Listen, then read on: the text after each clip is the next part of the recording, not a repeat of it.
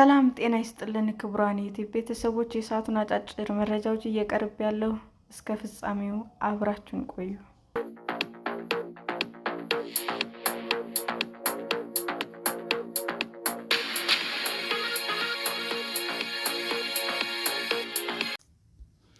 ቻይና በደህንነት ስጋት ምክንያት በቤጂንግ ድሮን እንዳይሸጥ ልታግድ ነው።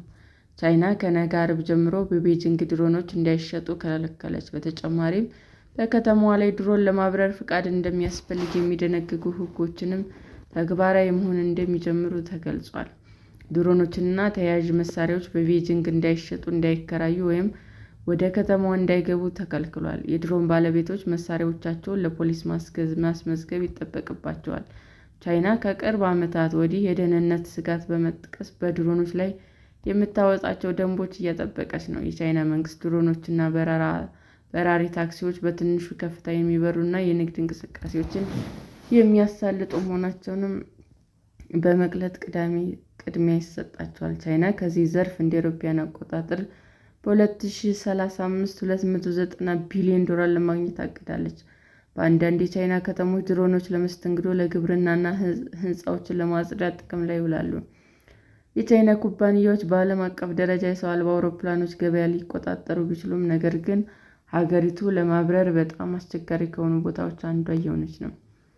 ድሮኖች ወደ ቤጂንግ ከመግባታቸውና ከመውጣታቸው በፊት መመዝገብ አለባቸው። ተጠቃሚዎቹ ድሮኖቻቸውን ለጥገና ከከተማ ውጭ የሚልኩ ከሆነም መሳሪያውን ራሳቸው በአካል ተገኝተው እንዲረከቡ ይገደዳሉ። በቤጂንግ ከተማ ድሮኖች ለማብረር በቅድሚያ ፍቃድ ማግኘት ይጠይቃል። የድሮኑ ተጠቃሚዎች በኦንላይን የሚሰጥ ስልጠና ማጠናቀቅና የሚሰጥ ፈተናን ማለፍ አለባቸው። ነገር ግን ለጸረ ሽብር ተግባር እንዲሁም ለአደጋ ጊዜ በባለስልጣናት ፍቃድ ገዝቶ ማስቀመጥ ይቻላል።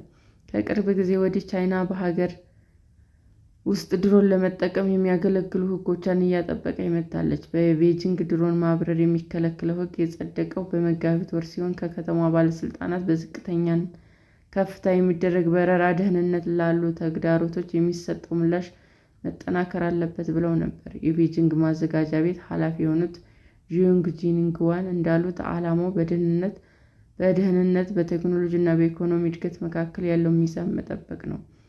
ባለፈው ዓመት የቤጂንግ አጠቃላይ የአየር ክልል ለሰው አልባ አውሮፕላን ዝግ ተደርጎ ነበር። በከተማዋ ሰማይ ላይ ድሮን ለማብረር የሚፈልግ ማንኛውም ሰው አስቀድሞ ከአየር ትራፊክ ቁጥጥር ባለስልጣናት ፍቃድ ማግኘት ያስፈልገዋል። በቅርብ ጊዜ የተደነገጉ ደንቦች በቻይና ያለውን ግዙፍ የድሮን ገበያ ሊያውኩት ይችላሉ ተብሏል። በሀገሪቱ መንግስት መረጃ መሰረት ከ3 ሚሊዮን በላይ የተመዘገቡ ድሮኖች አሉ።